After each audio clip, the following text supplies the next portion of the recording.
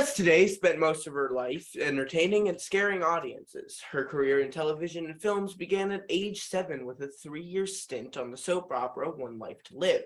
At 10 years old, she made her feature film debut as Jamie Lloyd in Halloween 4, followed by Halloween 5 the following year. This planted her solidity in the genre that would become a mainstay in her later career. Her credits include The Last Boy Scout, Don't Tell Mom the Babysitter's Dead, Marked for Death, Roseanne, Daylight, Urban Legend, See No Evil 2, Rob Zombie's Halloween movies, the Hatchet series, and more. She's also a director and an accomplished voiceover actress, lending her voice to The Wild Thornberrys and Father of the Bride.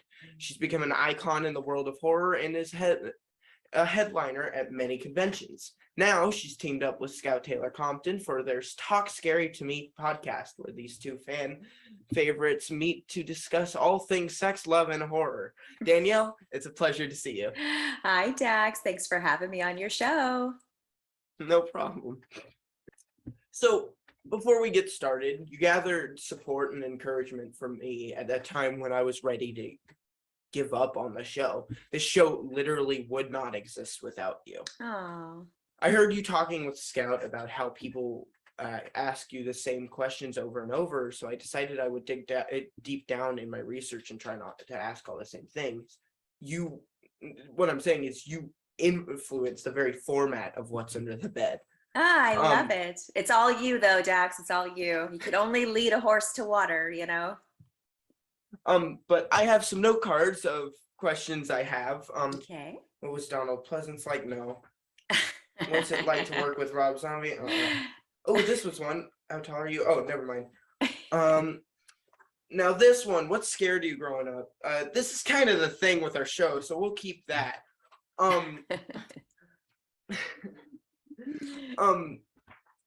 Before the influence of movies, what scared you the most? Did you have a fear of the dark or a monster under the bed? Ooh.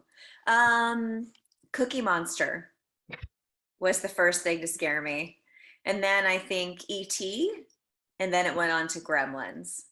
So I think it was, I always say, like, if the Muppets walked in my front door, like, I would run screaming, because that's kind of scary, right? So, because it's not supposed to be actually happening.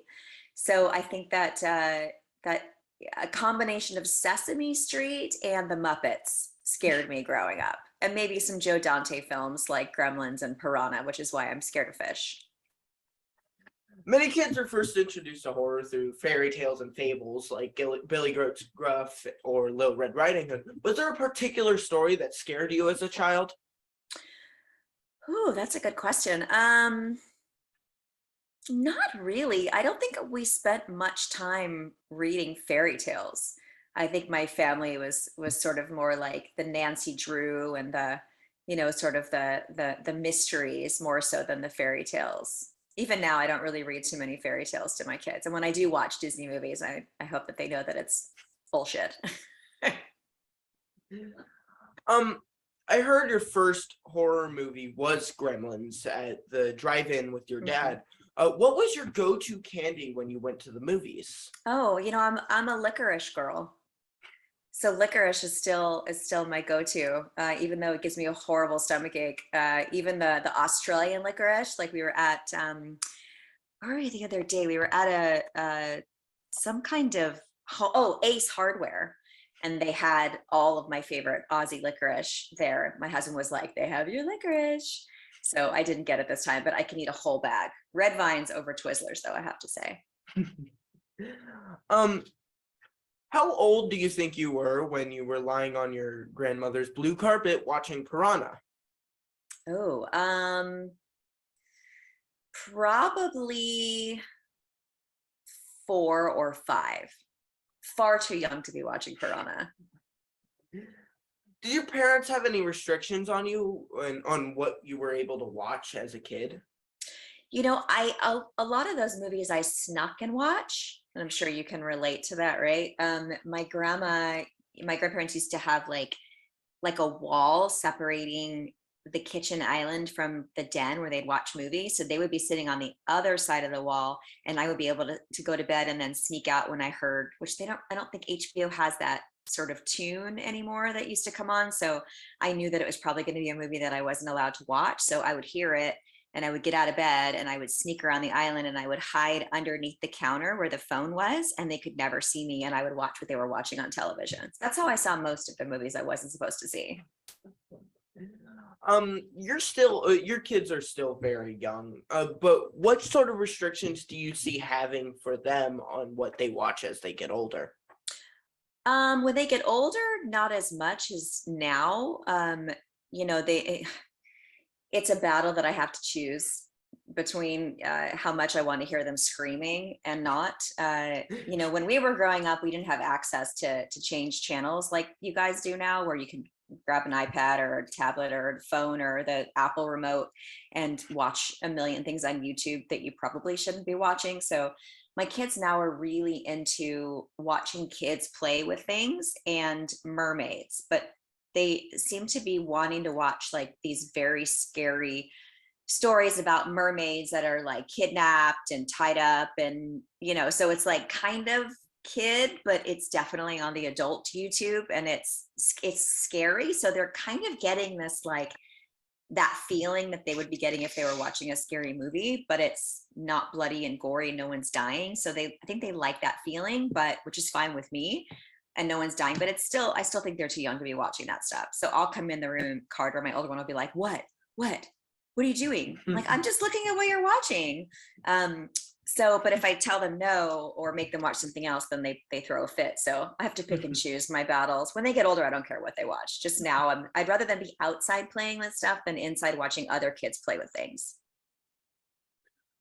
You were born in Plainview, New York, and moved to Port Orange, Florida when you were 2 years old, then back to New York at 7. You attended Spruce Creek Elementary in Florida, and it was around this time you began competing in child beauty pageants with titles like Tiny Miss Sunshine in 1983 and others. What do you remember about being a pageant kid?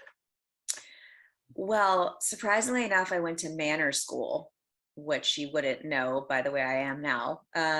You know, how to walk with books on your head and stupid stuff like that.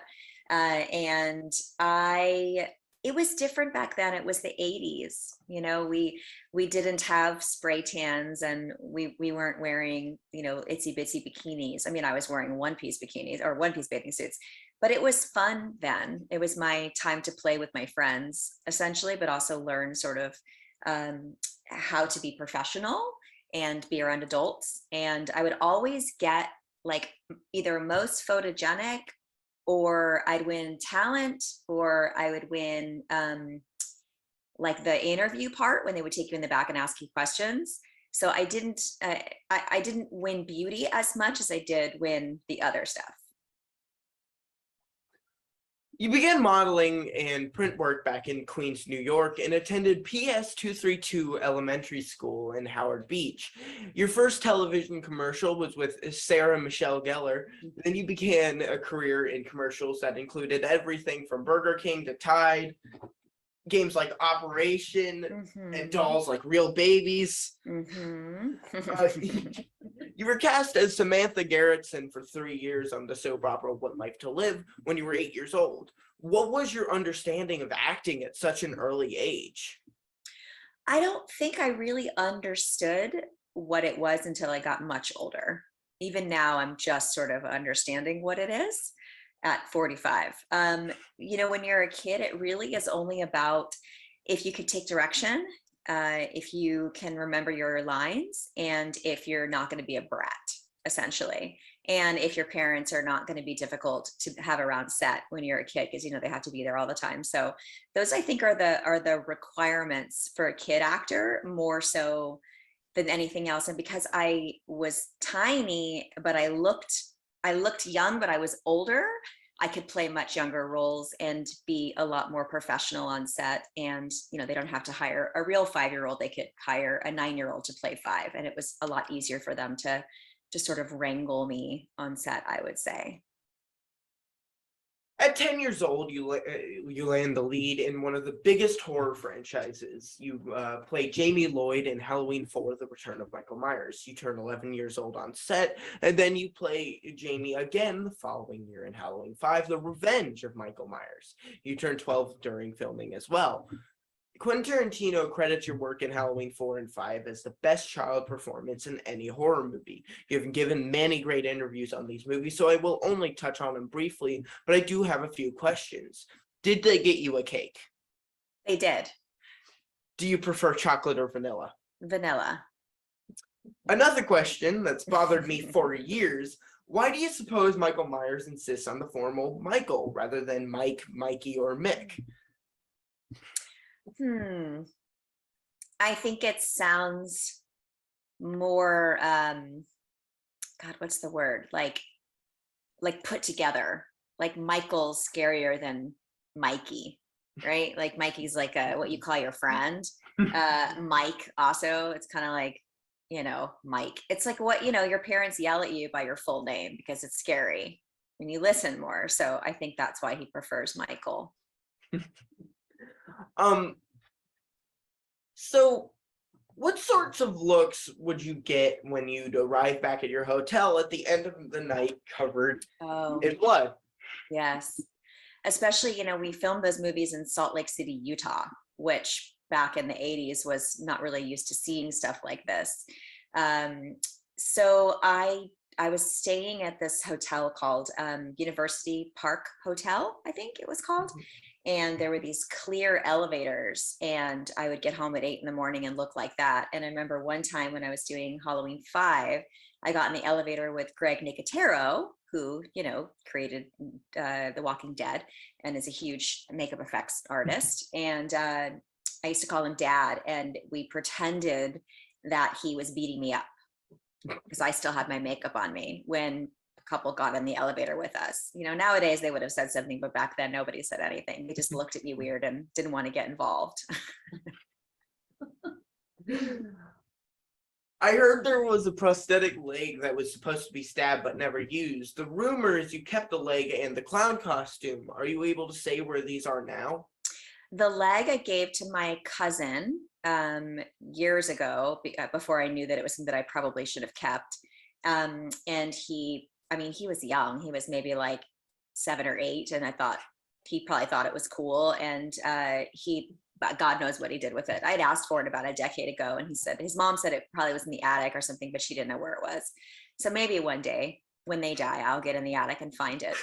And the costume I had, but I didn't have the bloody, hero costume. I had a clean costume from the beginning of the movie. That I should have kept, but I ended up selling it a long time ago, and it's at a museum in Hollywood, actually. I should have kept it, though. In retrospect, I would buy it back now. You appeared on Geraldo Rivera's show in 1989 to make a strong case in support of horror movies. You spoke better than your retractors. What do you remember about this appearance? I remember the psychologists and I kind of getting into it a little bit. I mean, watching it back now, I don't think I would have been as articulate as an adult as I was as a child in that situation. When you're a kid, you kind of have no fear at a certain point. I think you have to kind of get over that hump like you did with your show. And then you're like, you just have to go for it once you feel confident. And I think that's what horror has always been for me, is I've always felt super confident and secure in the horror world. In other, acting jobs and stuff like that, I've been a little bit more nervous, but I've felt super supported in our community. So I think I just had, for the lack of a better word, the balls to sort of go toe to toe with this older gentleman.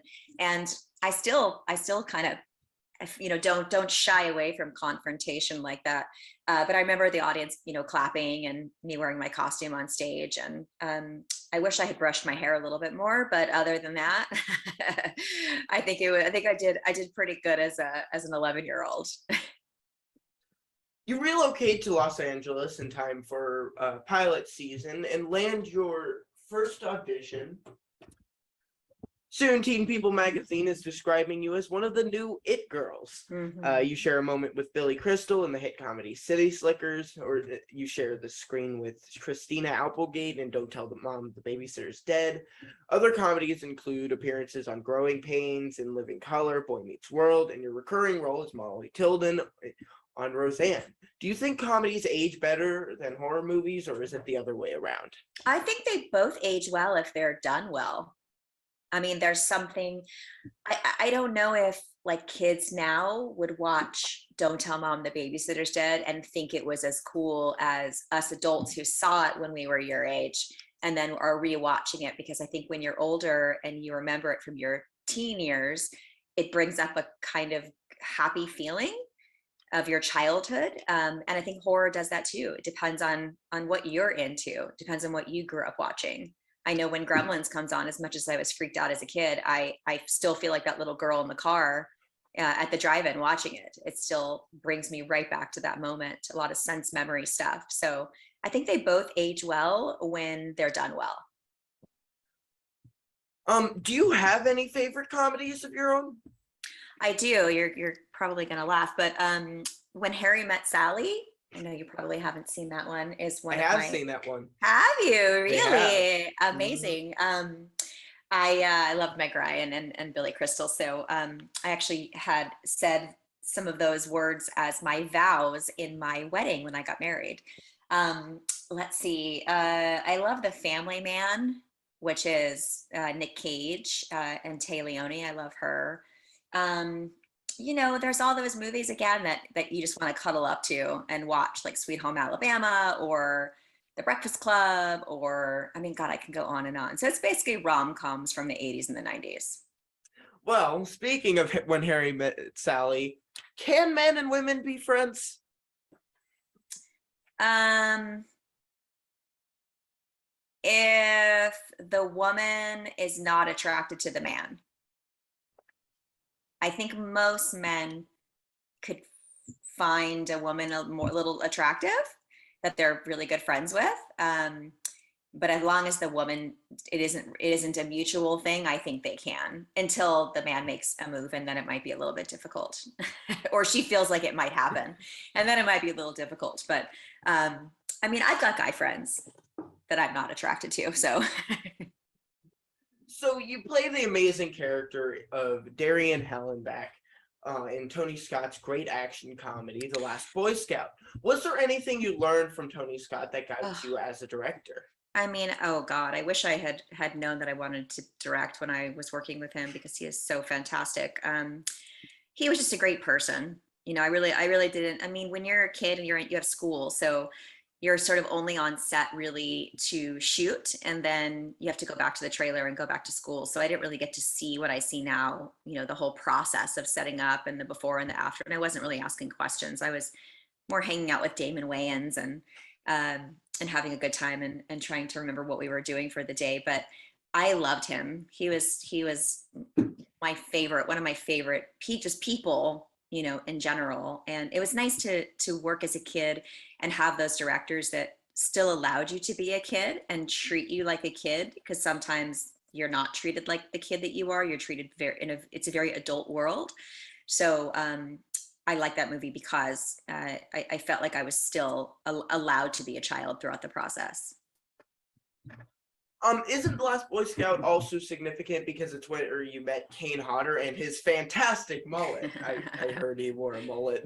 Yeah, he always talks about that movie, but I don't remember meeting him back then. I think I was being picked up and carried through the woods by another stunt man. But yeah, his mullet was something else, wasn't it? The fact that he had that in general was amazing. You've described Kane Hodder like a big brother. You've directed him in Among Friends. You battled him in Hatchet 2 and 3. Your tables are usually close to each other at conventions as well. I heard you mention something about Kane's bullet. Are you allowed to tell me about Kane's bullet? His bullet? What do you mean? I overheard you say something to someone like, have you heard of Kane's bullet? You should go ask Kane about his bullet. I think I might have said mullet. Maybe.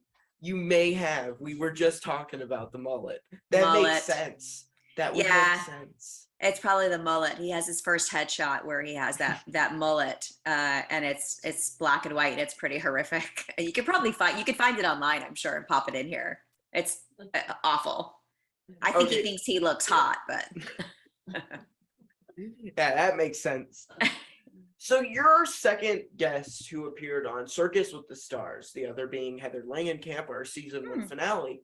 I am sure your training for this show helped you in later years on projects like Hatchet 2 and 3. What happened to your 1992 Toyota Corolla on your way to circus practice? Oh, well, I got into my first car accident. Yeah, it was not good. I'd only been driving for maybe 3 weeks, 3 or 4 weeks, and I was driving to rehearsals at Universal, and a woman made a left in front of me, and I hit her. I tried to stop, couldn't stop fast enough. I hit her, T-boned her, and she had a minivan, and her door swung open, and she was an actress, and all of her headshots went flying all over like the main. It was called Ventura Boulevard, which is like one of the main boulevards in Los Angeles. All her headshots went all over, and then my mom freaked out because she kept turning in, and my mom thought that she was going to take off, and my mom went running after her and tried to like open up her car door. My mom's a crazy New Yorker, so you'll understand when you get older what that means. And she probably already know, actually. And yeah, it was not good. Let's just put it that way. Also, speaking of Hatchet 3, what's the secret to removing chiggers off your butt? Oh God, clear nail polish or nail polish. I don't know what it is, but they come out of your skin when you put it on. It's disgusting. You gave your voice to more than 90 episodes of The Wild Thornberrys, as well as the animated series Father of the Pride. What cartoons did you watch as a kid? I watched Flintstones, The Jetsons. I watched Muppet Babies. I watched Dennis the Menace and Garfield. Mostly like Flintstones and The Jetsons were sort of my two favorites. I tried to show my older son the other day, both of them, and they think they're kind of cool. So let's jump ahead to 2007, where you played your role as Annie Brackett in Rob Zombie's Halloween and Halloween 2. Not only was your death scene in Halloween 2 one of the most haunting and emotional deaths in horror history, but your appearance in these films launched you back into the horror genre, where you've reigned as the queen of the Scream Queens ever since. You've given so many great interviews about these movies, so I will only touch on them briefly, but did the shower in your trailer look like a crime scene? Yes, they always do. Every movie that I do, my showers look like a crime scene. I don't know how they rent them out after I'm done with them. It's pretty awful. Can you think of any horror sequel that was better than the first? Geez. No, not better than the first. Not horror anyway. But the fourth, better than the second. How about that? All right, that works too. That works too. You played a pregnant woman named Belle trying to survive in a world of vampires for the movie Stakeland. How do you prefer your vampires? Monstrous nightmares like Nosferatu and Salem's Lot, flamboyant, aristocratic, and romantic like Interview with a Vampire, or nocturnal party animals like The Hunger or Lost Boys, or do you like high school heartthrobs who sparkle like Twilight? Definitely not Twilight. I think a cross between the Lost Boys and Interview with a Vampire. How about Interview with a Vampire when we're out in public and the Lost Boys when we're home behind closed doors? All right. You played Barbara in Night of the Living Dead, Darkest Dawn. Do you prefer fast zombies or slow zombies? Fast zombies. I think it's scarier. That makes sense. You directed a segment called Madison for the anthology series Prank and a character piece for Stakeland. You directed the feature Among Friends, and you have a project called Sequel in the works. What do you wish actors understood about directors, and what do you wish directors understood about actors when they're trying to direct them? Ooh, that's a difficult question. Depends on the movie and the actor and the director. Um, I think I wish actors had more trust in their directors on independent movies. Unfortunately, a lot of independent movies are first time directors, and there's always that star that they have to hire in order to sell the movie, right? So sometimes when you get on a set, which I've seen this happen many times, and it happens more with actors that used to be famous that are no longer really that famous but don't know that, um, that there's a battle of ego that happens where the actor tests the director to see if he'll stand up to him. And 7 times out of 10, the director folds and then the actor takes over. And that's always really scary for the supporting actors to have an actor running the show because he doesn't trust the director. So it's like a flight attendant taking over for the pilot. Probably not the best idea. So I think that it'd be nice if there was a little bit more respect and trust, but also I love the directors that don't allow that to happen and that really step up. But I think you really have to know the answers to every question you're going to get, no matter how stupid it may be. You have to come up with an answer and you have to kind of know. And I think there's a lot of taking acting classes maybe as a director is really important so you can understand how to talk to an actor. I don't get a lot of notes from directors, especially because most horror directors are fanboys, unlike any other genre. You know, most movies that I'm in that are horror, the director's grown up watching me, so they're a little bit more trepidatious to tell me what to do and not to do because they think, oh, I don't want to tell her because she's the scream queen or whatever, you know. And I would like to just be seen as an actor and to really have a director sort of coach me and guide me and lead me through that stuff. So yeah, I think it's about having a mutual respect and understanding each other and each other's jobs and letting each other do their job. What do you wish actors knew about directors during the audition process? That I heard this once, that the director wants you to get the job. They want you to be the person when you walk in the room so they don't have to keep auditioning. And I think a lot of actors walk in too nervous to understand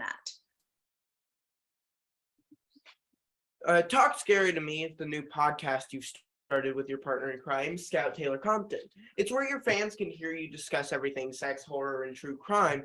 I'm not allowed to listen to the episodes yet because of the mature subject matter, but I interviewed some kids my age to find a more age-appropriate question to ask you while I have you here.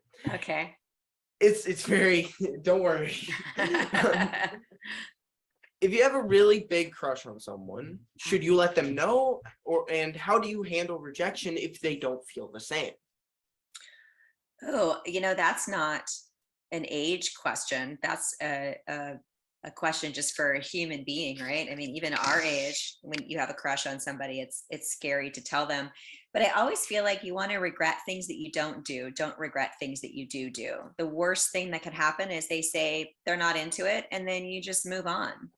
The best thing that could happen is they say they like you too, and then poof, there you go. But sometimes that person might be too shy as well. So I think it's better to, you know, like when I was growing up, we'd write it on a piece of paper. Do you want to be my boyfriend? You know, check yes or no kind of thing. And we'd slip the note across the table. So I think that that might work. That's always a fun way to do it. And then again, if it isn't it, that's not your person, then you just move on to somebody else. How did Talk Scary to Me start? Scout and I have a pretty awesome yet ridiculous relationship as girlfriends. It was during COVID, and I was doing a show called Common Terror, where I was sitting down with my friends watching their movies with them that I had never seen before. Most of my friends, go on up. Huh? Give me a minute, okay? Most of my friends, yes, the life of a mom, right? Most of my friends had been in horror movies. Hang on, let me just close this door. But I didn't know them from their horror movies. I just knew them as my friends. So I sat down with them when I could convince them to come over, but they'd have to get tested first for COVID. Then they would be able, once they got their clearance, they would come over to my house that afternoon. and we would sit and watch their movie, and we would talk about all the behind the scenes stuff, and I'd ask them questions that I think only I kind of, maybe another actor in horror would pick up those little things. And Scout and I did one together for actually the 2018 Halloween. She thought I was going to do one of our movies. I was like, no, we're going to watch we're going to watch the new Halloween together, because I hadn't seen it and neither had she. And I was curious to see it for the first time with her. And we just had such a good rapport with each other. You know, when I was doing conventions, we didn't spend too much time with each other because I was always super busy, and we were kind of doing our own thing, and she's quite a bit younger than me. And then as she got older, we started to become better friends. And our she's so funny. So our conversation during that episode was so great. I thought, God, we should do something together, just something. And it started that we talked about our love for something called Love Lines that we both sort of grew up with, Adam Carolla and Dr. Drew. And I think that's sort of us. You know, I think that I'm Dr. Drew and she's Adam Carolla. I'm sort of the straight person, and she's kind of the kooky, fun one. Even though I've got some fun stories. So that's kind of how it started. And there was just a real lack of something. Something was really missing in the horror genre when it came to podcasts. There was a lot of true crime stuff, a lot of stuff that was kind of spooky and maybe albeit a little bit boring. There wasn't a lot of stuff for our community that wasn't just movie reviews or interviews, you know, based stuff. So this was definitely more of just hanging out with your girlfriend. And we just said, let's just figure it out as we go. And we just got together and started recording stuff, and it's morphed into this awesome thing that hopefully will be our full-time job one day. What is the biggest surprise about the podcast? There's a lot of surprises, actually. I'm surprised by the amount of emails that we get thanking us for being so open and vulnerable, and for allowing them to get to know us on a different level, which is really the most important thing. It's very scary in a cancel culture, you know, to be so open about stuff. But Scout and I just don't really give a fuck.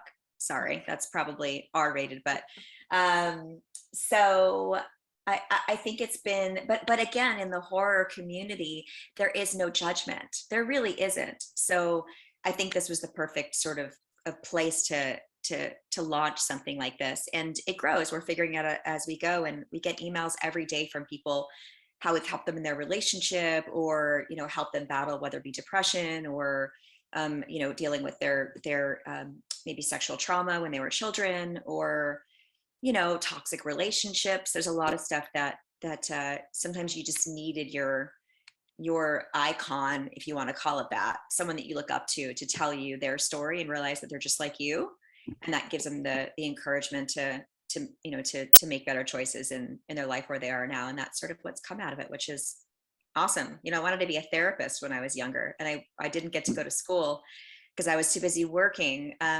So this is sort of my calling. I feel I get to give advice and help people without actually having to have gone and gotten a degree for it. What is off limits on your show? There's not much. You know, there's the things that are off limits really are like if somebody, you know, asks us to take a picture of our feet, or, you know, like there's kind of some people want us to do the show in our underwear, you know, just stuff that's like, that's off limits. Other than that, there are really no questions that are off limits, because I feel like if you have the courage to write in that it should be addressed, and it may not always be addressed directly, but we'll cover, you know, topics that are similar to it if it's too hardcore. In addition to fighting baddies like Michael Myers and Victor Crowley, you also have amazing tattoos and even grace the pages of Inked magazine. What was your first tattoo and your last tattoo? My first tattoo was a yin yang sign, and it was the size of a quarter. And my uncle did it on my 16th birthday. He drew it. I took it, it was on my hip. And I think it took about 2 minutes. And then from there, I had it covered up with, I don't even know what. I just went to a tattoo shop and said, just find a way to cover this up with something. And I covered it up, and I didn't like that. And then I went and I got that covered up when my friend Jonathan passed away, with some lilies and his initials and the Gemini symbol and some other things. And that was a 5-hour session where I had a giant tattoo when I came out of that. And I went home and I threw up because how awful it was. And then it's sort of grown. It's grown from, me not wanting to have it be visible because I was afraid I would lose work over it. And then I decided that, oh, well, this is who I am. So I did only my left side of my body all the way up to my shoulder blades, because I thought, well, if they want to shoot me, from the other side, if I'm supposed to be a good girl, they can shoot me from the right. If I'm supposed to be the bad girl, which is normally what I play, they shoot me from the left. And then I was like, oh, this is too complicated. So I just started tattooing everywhere. But they're not in the front, only in the back, because I don't want to see them. Your husband also shares your love for ink. I believe he has a tattoo dedicated to your late dog, Thornton, among others. Is that right? Yeah, he's got Thor, which is funny because that's my dog. He was only around for, I would say, the first 2 years of my relationship with him, but he became his dog very quickly. But I had him for 16 years. So he's got Thor, and he's got a car that he has, and an eagle, and some other things that he loves. He was not allowed to get tattoos until he met me, apparently, and then he just went for it. You both were married in Hawaii. Is it true your husband designed your wedding ring? He did. Well, yes and no. So he got a picture of what I wanted. My mom gave him a picture, and then he took the picture and he sort of used that as his base to design the ring. And then I changed it out a year ago after I had 2 kids and revamped the whole thing. So you had a line cut from your movie, The Last Boy Scout, that Quentin Tarantino was going to have you say in Once Upon a Time in Hollywood. You went into labor and missed saying it there too. Do you think you'll ever be able to say the line in a movie? And do you mind saying the line here?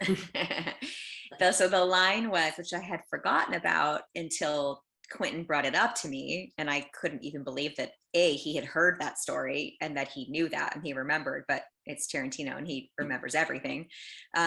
Yes, the line which I was supposed to say to Brad Pitt when he was leaving Spawn Ranch with all the other Manson family members, it was supposed to be, take a bath in my ass. And I was so excited to say that to Brad Pitt. And then I didn't go to work that day because I had a doctor appointment. I was going to set after. And sure enough, I went right to the hospital and I ended up having the baby. So I never got to say, take a bath in my ass. But I bet you one day I will. We just received some breaking news just last night. How does it feel to have a Danielle Harris Funko Pop in the world? My God, it's so cool. That's crazy, right? I mean, for years, I've been seeing Jamie Lloyd, and those aren't even Funko, like those are custom, so it's pretty cool. And I've seen a couple of Annie, but obviously not as many as Jamie, but I can't believe somebody actually made one just for us. That's pretty awesome. That was crazy. I love it. So this last question is usually a Sophie's choice. 2 must die so that 1 may live. I want to do something a little different with you. Melissa from Don't Tell Mom the Babysitter's Dead, Molly from Roseanne, and Darian from The Last Boy Scout. They're all 18 years old and stuck in a cabin in the woods with a masked killer on the loose. Which one makes it as the final girl and why? What are my options again? Darian, Molly, and Melissa. Oh, I mean, Darian, she's the smartest for sure. That scene where I don't know if you've seen the movie, but I put a gun in a puppet and I walk up to my dad in the middle of the woods when he's surrounded by mobsters, and I give him the puppet to make it talk, and inside there's a handgun and he's able to shoot everybody. So I think Darian's probably the one that's smart enough and the toughest anyway. Thank you, Danielle. Is there anything you'd like to ask me before we go? Ooh, What kind of car are you going to get for your 16th birthday? Do you have one you like? I have no idea. I'm actually not sure. I'm not someone who cares that much for cars. As long as it drives me and isn't a piece of garbage, I don't care what it is. Bigger is better. You don't want to get a little Toyota Corolla like I got, trust me. Yeah, no, I'm 5'11". I'm not gonna get a small one. Are you 5'11" already? I'm 5'11", yeah. Oh my gosh. Wow, you are a foot taller than me. That's amazing. Get a Hummer. I will. I might. Yeah. I might. Where can people find you? Okay, Instagram is @horrorgal. Twitter is @HalloweenGal. Obviously, Talk Scared to Me podcast. Patreon, which is how I know you guys. And let's see. I think that's pretty much it. I've got, Facebook stuff, but that just is sort of reposting from other social media. And then Talk Scared to Me is on Spotify and Apple Podcasts. So we originally cut it out for time, but since we have a little bit of enough time, I've heard you like room tours. And yes, show me. Yeah, Dad, may you hand me the phone, the camera. I need the camera. Oh, here's the camera. Oh, you get to see me up close now. Oh. What video games do you have? Well, that's just a multicade. Oh, nice. That's like 50 everything. Yeah. Do you play it a lot? Sometimes we do. Yeah, we play. We don't waste it, but nice. that's the room where the shelves over there are where we keep some, or where we're gonna keep some stuff.